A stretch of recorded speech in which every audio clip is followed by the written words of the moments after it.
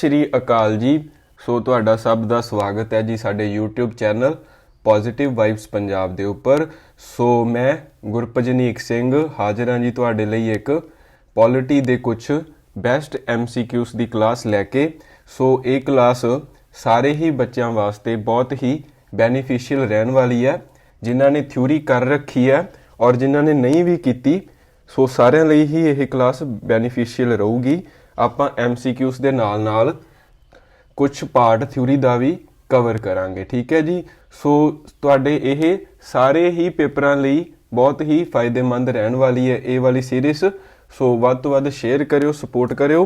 सो आपां स्टार्ट करते हैं जी अपनी अज दी क्लास। सो फर्स्ट क्वेश्चन है जी अज अपना, कहंदा the number of languages in the 8th schedule of Constitution of India। की कहंदा पहले क्वेश्चन च कहंदा जिहड़ा अपनी 8वीं अनुसूची है उहदे विच कहंदा किन्नियां लैंग्वेजेस दर्ज ने, ठीक है जी। सो ये ने 22 लैंग्वेजेस ने जिहड़ियां अपने 8th schedule दे विच की है दर्ज है, ठीक है जी। सो याद रखना, बहुत बारी रिपीट होया यह क्वेश्चन, प्रीवियस ईयर क्वेश्चन है, बहुत बार पूछा गया है, ठीक है जी। बहुत सारे एग्जाम्स दे विच रिपीट होया है क्वेश्चन। 8th schedule दे विच अपने दे विच 22 लैंग्वेजेस ने और टोटल 12 schedules ने, ठीक है जी। 12 अनुसूचियां ने अपने संविधान दियां, ठीक है जी। 12 schedules ने, उहदे विचों जिहड़ा 8th है वो लैंग्वेजेस की गल करदा है और उत्थे 22 लैंग्वेजेस के प्रोविजनस ने, ठीक है जी। सो इत्थे एक होर चीज़ दसनी चाहांगा, अपने एक ना साहित्य अकैडमी अवार्ड दिता जाता है, ठीक है जी। अपने एक साहित्य अकैडमी अवार्ड दिता जाता अपने इंडिया दे विच। सो इत्थे एक चीज़ याद रखनी है कि यह 22 लैंग्वेजेस च नहीं दिता जाता, यह 22+2 लैंग्वेजेस, ठीक है जी। टोटल 24 लैंग्वेजेस दे विच यह दिता जाता है, ठीक है जी। साहित्य अकैडमी अवार्ड लिटरेचर का अपने यह लिटरेचर के नाल रिलेटेड अवार्ड है, साहित्य अकैडमी अवार्ड, और टोटल 24 लैंग्वेजेस च दिता जाता है, ठीक है जी। सो आपां मूव करते हुण अपने नैक्सट क्वेश्चन वाल। कहंदा the words socialist and secular were added to the preamble of the constitution of India bye.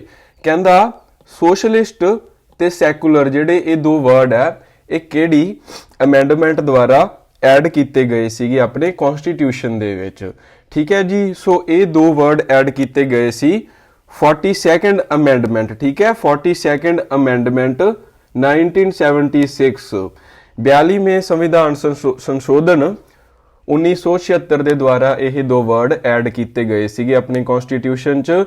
और ये 42वीं अमेंडमेंट है ना, इसनूं मिनी कॉन्स्टिट्यूशन भी कह देंगे, ठीक है। मिनी कॉन्स्टिट्यूशन ऑफ इंडिया भी कह देंगे आ, क्योंकि बहुत सारिया चेंजिस होईयां सीगियां 42वें संशोधन दे विच कि अराउंड मेजोरिटी ही चेंज हुई सीगी 42वें संशोधन दे विच, ठीक है।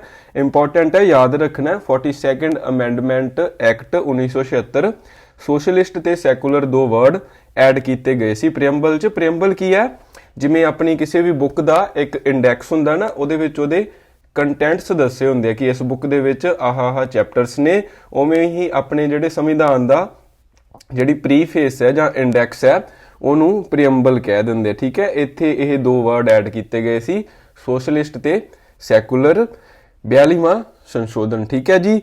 और ये चीज़ याद रखनी है, मिनी कॉन्स्टिट्यूशन ऑफ इंडिया नाल भी ये क्वेश्चन भी बहुत बारी पूछा गया पेपर च, ठीक है जी।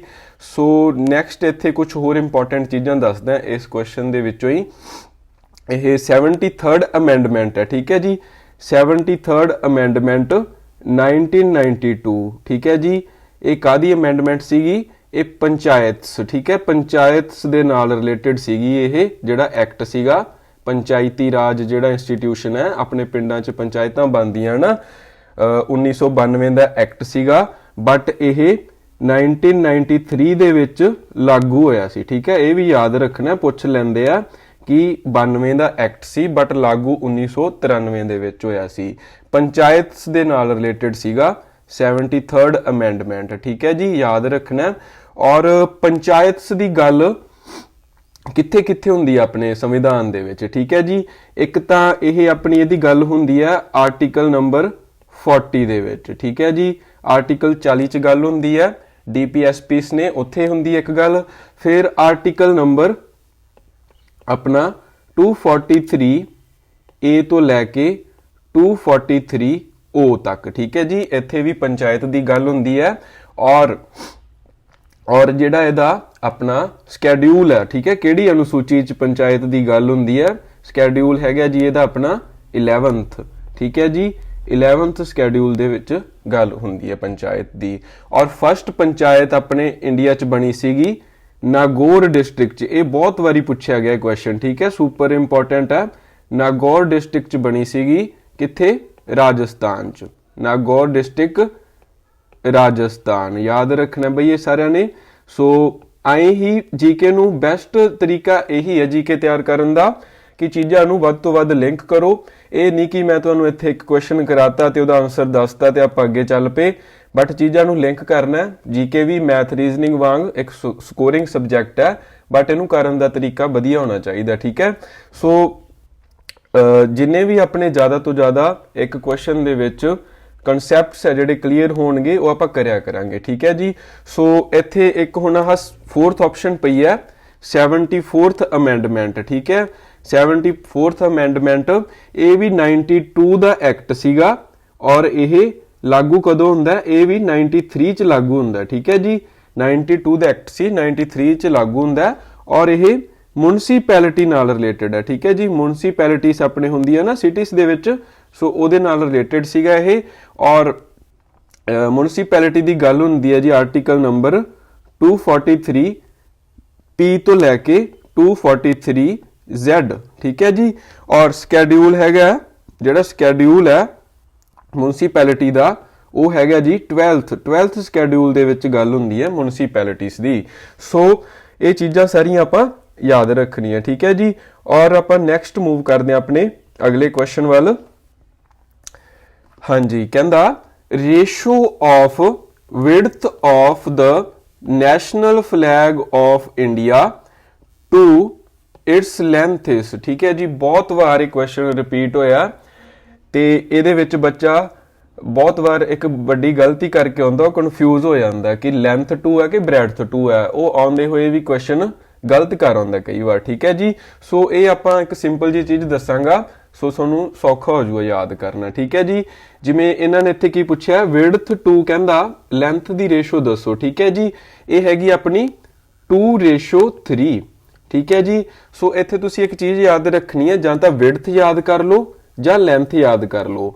ਔਰ ਪੇਪਰ 'ਚ ਉਹ ਜੋ ਕੁਐਸਚਨ ਪੁੱਛ ਰਿਹਾ ਉਹਨੂੰ ਧਿਆਨ ਨਾਲ ਐਨਾਲਾਈਜ਼ ਕਰਕੇ ਫਿਰ ਆਨਸਰ ਕਰਨਾ। ਠੀਕ ਹੈ, ਉਹ ਕਈ ਵਾਰ ਕੀ ਕਰਦਾ, ਲੈਂਥ ਰੇਸ਼ੋ ਵਿਡਥ ਪੁੱਛ ਲੈਂਦਾ, ਫਿਰ ਇਹਦਾ ਆਨਸਰ ਆਊਗਾ 3:2। ਬੱਚੇ ਗਲਤੀ ਕਰਕੇ ਆਉਂਦੇ ਨੇ।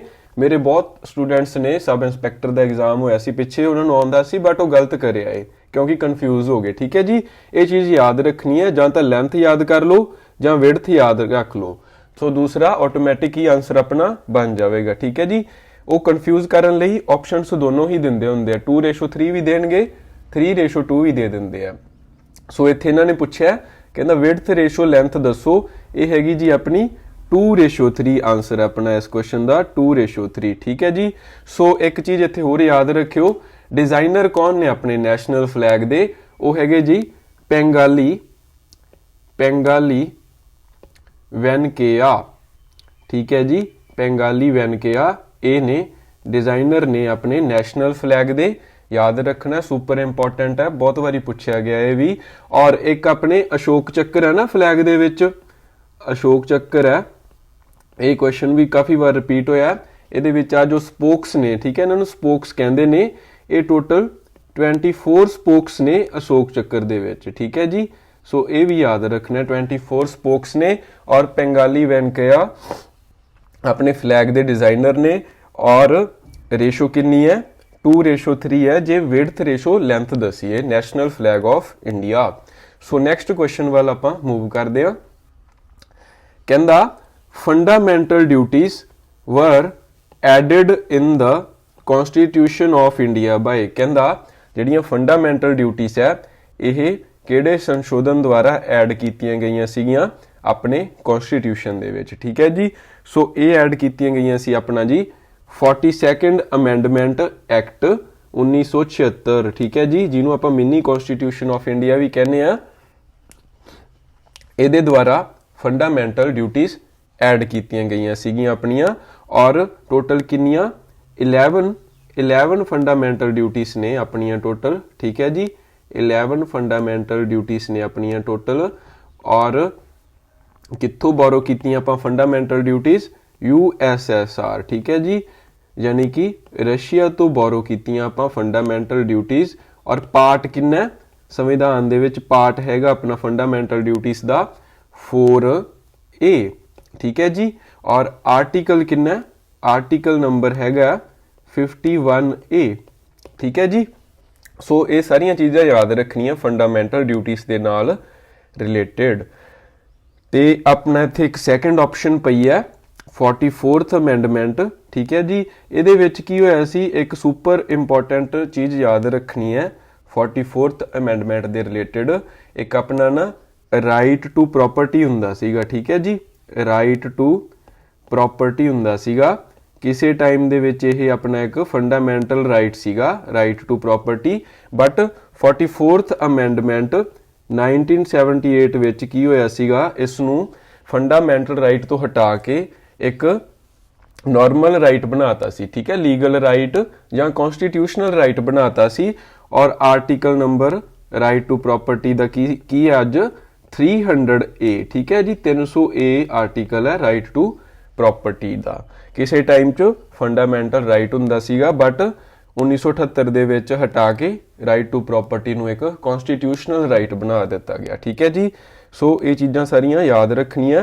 इसे तरह ही अपना एक ये अप्रोच रहूगा जीके नूं करन दा ठीक है।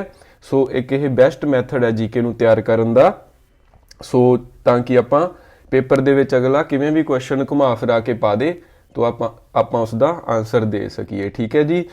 ते एग्जामिनर कुछ नहीं करता, सेम ही क्वेश्चन हुंदा उसनूं मोल्ड कर दिंदा ओह ते बच्चा कन्फ्यूज हो जाता ठीक है। सो आपां रट्टे नहीं मारने, क्वेश्चनां दे कंसैप्ट क्लीयर करने ठीक है जी। सो इत्थे आह हुण 52nd अमेंडमेंट पई है ना थर्ड ऑप्शन दे विच, ये अपना 1985 दा एक्ट है 52nd अमेंडमेंट एक्ट 1985। ये कादे नाल रिलेटेड है, ये हैगा अपना एंटी डिफेक्शन लॉ है ना, एंटी डिफेक्शन लॉ ठीक है जी। एंटी डिफेक्शन लॉ की है मतलब दल बदलने के विरुद्ध कानून है। जिवें कोई भी जिहड़ा लीडर है वो पार्टी नूं बिना दस्से पार्टी नहीं छड्ड सकदा, मतलब पार्टी नाल कुल मिला के धोखा नहीं कर सकदा। जे वो करदा तां उहनूं पार्टी की है डिसमिस कर दिंदी है, उहनां कोल राइट हैगा ठीक है। वो बिना दस्से किसी भी पार्टी नूं लीव नहीं कर सकदा। सो दल बदलण दे विरुद्ध एक कानून है एंटी डिफेक्शन लॉ है। सो इहदा जिहड़ा स्कैड्यूल है यह किहड़ी अनुसूची च दर्ज है, यह हैगा जी 10th स्कैड्यूल है ठीक है जी। 10th स्कैड्यूल है कॉन्स्टिट्यूशन दे विच जिथे यह दर्ज है। 52nd अमेंडमेंट है 1985 दी एंटी डिफेक्शन लॉ ठीक है जी। सो नैक्सट क्वेश्चन वाल मूव करते हैं आपां। कहंदा who is the present chief election commissioner of India ठीक है जी। कहंदा present chief election commissioner of India कौन ने, ये ने जी सुशील चंद्र। सुशील चंद्र ने मौजूदा अपने इलैक्शन कमिश्नर ऑफ इंडिया ठीक है जी, याद रखना है। एक वैसे ही मैं सोचा भी एक करंट क्वेश्चन ऐड कर दिए। सुशील चंद्र अपने प्रेजेंट इलैक्शन कमिश्नर ने इंडिया दे। और फर्स्ट ऑप्शन रामनाथ कोविंद जी कौन ने, ये अपने मौजूदा प्रेजिडेंट ने ठीक है जी, देश के राष्ट्रपति ने। और थर्ड ऑप्शन दे विच धर्मेंद्र प्रधान ये कौन ने, ये ने अपने यूनियन एजुकेशन मिनिस्टर ठीक है जी, यूनियन एजुकेशन मिनिस्टर ने अपने धर्मेंद्र प्रधान ठीक है जी, याद रखना है भी। और ओम बिरला ठीक है जी, सुपर इंपॉर्टेंट है। ये अपने ओम बिरला जी कौन ने, ये अपने मौजूदा स्पीकर ने लोक सभा दे ठीक है जी, स्पीकर लोक सभा ठीक है जी ओम बिरला। और यह कोटा कोटा राजस्थान तो ने, ठीक है जी। ओम बिरला उतों कोटा राजस्थान तो मैंबर ऑफ पार्लीमेंट ने और मौजूदा स्पीकर ने लोक सभा दे। सारियां चीज़ां याद रखनियां, क्लीयर। सो नैक्सट क्वेश्चन वाल चलते हैं आपां। कहंदा Prakash Singh supreme court judgement, ठीक है, Prakash Singh supreme court judgement हुई सीगी, ये अपनी रिलेटेड है जी पुलिस रिफॉर्म्स दे नाल, ठीक है जी। पुलिस रिफॉर्म्स आए सीगे, Prakash Singh supreme court judgement है पुलिस रिफॉर्म्स दे नाल रिलेटेड सीगी। रिफॉर्म्स की हुंदे आ किसी भी चीज़ दे विच कोई बदलाव लैके आना, ठीक है। तो पुलिस रिफॉर्म्स दे नाल related सीगी Prakash Singh supreme court judgement, याद रखियो, क्लीयर। सो नैक्सट क्वेश्चन वाल चलते हैं आपां। कहंदा ये मैं तुहानूं ऑलरेडी पहलां करवा चुकिया ना, आपां डिस्कस कर गए सीगे। कहंदा the right to property was removed from fundamental rights. कहंदा राइट टू प्रॉपर्टी नूं फंडामेंटल राइट्स चों कदों कढ़िया गया सी, ठीक है जी। ये आपां कर चुके हैं।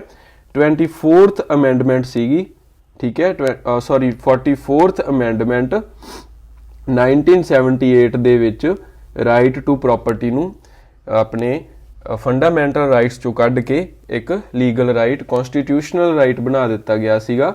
कॉन्स्टिट्यूशनल राइट बना दिता गया सीगा राइट टू प्रॉपर्टी नूं, और आर्टिकल नंबर 300A दे विच जिक्र है इस चीज़ का, ठीक है जी। Article 300A right to property, ठीक है जी, ये याद रखना आपां।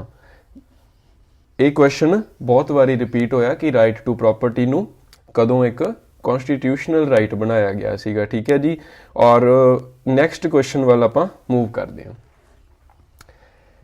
कहंदा who conducts the elections of panchayat and municipalities. कहंदे पंचायत ते मुनसिपैलिटीज़ दे इलैक्शनस कौन कंडक्ट कराउंदा, ठीक है। इत्थे एक कंसैप्ट तुहानूं मैं क्लीयर करन लग्या।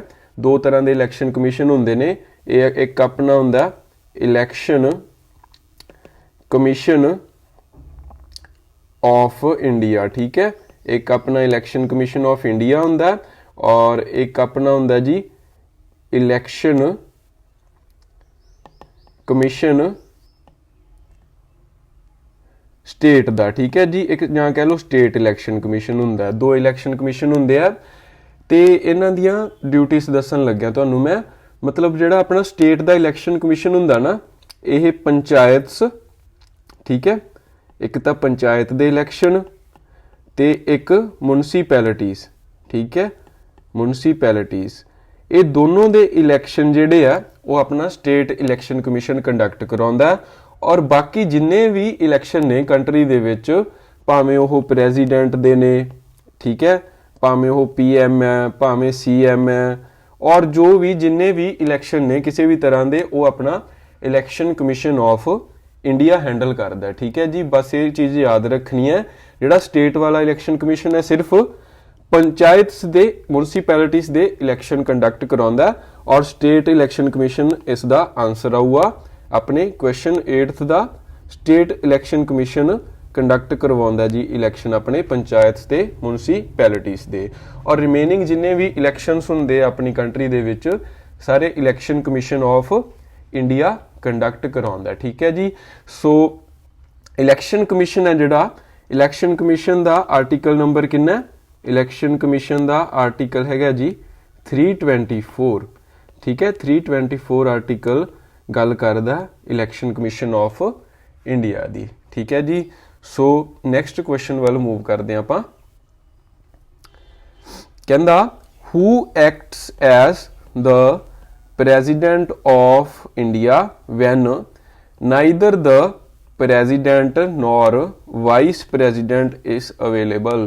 कहंदा जदों ना तो प्रेजिडेंट अवेलेबल हुंदा ना वाइस प्रेजिडेंट हुंदा कंट्री दा, उदों मतलब वो ड्यूटी प्रेजिडेंट वाली कौन निभाउंदा, ठीक है जी।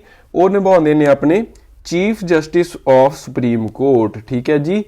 Chief justice of supreme court जिहड़े ने वो निभाउंदे ने यह ड्यूटी जदों दोनों ही एबसेंट हुंदे अपने बेंच तो, ठीक है जी।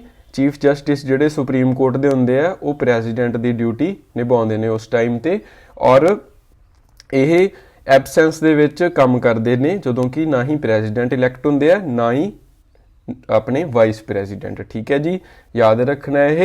और अपने सुप्रीम कोर्ट दे विच टोटल 33 जज हुंदे ने +1 ये अपने चीफ जस्टिस हुंदे ने। ठीक है, टोटल 34 हो जाते हैं, +1 जिहड़े ने ये चीफ जस्टिस हुंदे आ। ठीक है, और टोटल वैसे 34 हो जाते हैं। 33 + 1 की है चीफ जस्टिस है, 33 की ने नॉर्मल जज ने अपने सुप्रीम कोर्ट दे। ठीक है जी, और सुप्रीम कोर्ट किहड़े आर्टिकल दे विच गल हुंदी है सुप्रीम कोर्ट दी, ये हुंदी है जी अपनी 124 दे विच। ठीक है, 124 नंबर आर्टिकल दे विच गल हुंदी है supreme court of India.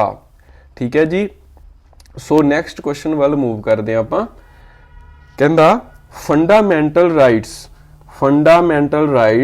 Has been borrowed from the constitution of. कहंदा फंडामेंटल राइट्स ने जिहड़े ਇਹ ਆਪਾਂ ਕਿੱਥੋਂ ਬੋਰੋ ਕੀਤੇ ਆ। ਠੀਕ ਹੈ, ਮੋਸਟਲੀ ਜਿਹੜੀਆਂ ਆਪਣੇ ਸੰਵਿਧਾਨ ਦੇ ਵਿੱਚ ਸਾਰੀਆਂ ਚੀਜ਼ਾਂ ਨੇ ਆਪਾਂ ਕਿਤੋਂ ਨਾ ਕਿਤੋਂ ਬੋਰੋ ਕੀਤੀਆਂ ਹੋਈਆਂ ਨਾ। ਠੀਕ ਹੈ, ਉਵੇਂ ਹੀ ਜਿਹੜੇ ਫੰਡਾਮੈਂਟਲ ਰਾਈਟਸ ਹੈ ਇਹ ਆਪਾਂ ਬੋਰੋ ਕੀਤੇ ਨੇ ਜੀ USA ਤੋਂ। ਠੀਕ ਹੈ, ਅਮਰੀਕਾ ਤੋਂ ਬੋਰੋ ਕੀਤੇ ਨੇ ਆਪਾਂ ਫੰਡਾਮੈਂਟਲ ਰਾਈਟਸ USA ਤੋਂ। ਠੀਕ ਹੈ ਜੀ, ਸੋ ਪਹਿਲਾਂ ਵੀ ਦੱਸ ਚੁੱਕਿਆ ਪਾਰਟ ਕਿਹੜਾ, ਪਾर्ट 3 है। ठीक है, फंडामेंटल राइट्स का आर्टिकल नंबर कितना 12 तो 35 है। ठीक है जी, और USA तो बोरो कीते आपां ये, और इनू पार्ट 3 नू Magna Carta of Indian constitution भी कह देंगे। ठीक है जी, क्वेश्चन पूछ लेंदे ने कई बारी सीधा कह देंगे आ Magna Carta of Indian constitution किस पार्ट नू कहा जाता है, पार्ट 3 नू, फंडामेंटल राइट्स नू। ठीक है, और इत्थे एक आर्टिकल नंबर 32 दे विच की है रिट्स की गल हुंदी है, ये भी फंडामेंटल राइट्स चाहुंदे ने। ये पुछ लैंदे ने कि भीम राव अंबेडकर ने heart and soul of constitution किस राइट नू कहा सीगा। ठीक है, ये अपना आंसर आ जाता है इत्थे आर्टिकल 32। इनू अपना heart and soul of Indian constitution क्या सीगा भीम राव अंबेडकर ने। ठीक है जी, सो इत्थे कुछ होर चीज़ां भी नाल दस दिना। यूके तो आपां की बोरो कीता, यूके तो आपां रूल ऑफ लॉ। ठीक है, रूल ऑफ लॉ बोरो कीता यूके तो। USSR तो ऑलरेडी दस चुके ना, फंडामेंटल ड्यूटीज आपां बोरो कीतियां, फंडामेंटल ड्यूटीज बोरो कीतियां USSR तो। और आयरलैंड तो की बोरो कीता आपां directive principles of state policy. ठीक है जी, आपां आयरलैंड तो बोरो कीते हुए है। DPSPs भी कह देने इन्हां नूं आपां, DPSPs भी कहने हैं। और आर्टिकल नंबर हैगा 36 तो 51। ठीक है जी, DPSPs का आर्टिकल है 36 तो 51। पार्ट कितना आ जाता है, पार्ट आ जाता है 4। ठीक है जी, पार्ट 4 है और 36 तो 51 नंबर आर्टिकल है DPSPs का। सो ये अपना अज दा सीगा लास्ट क्वेश्चन। कुछ इस तरह का ही अप्रोच रहेगा जीके नू करवाउण दा। सो क्लास वधिया लगी तो वध तो वध शेयर करियो, सपोर्ट करियो। इसे तरह ही अगे भी तुहाडे लई यह सीरीज़ कंटिन्यू रखांगे। सो सारिਆਂ ਦਾ बहुत बहुत धन्यवाद। सत श्री अकाल।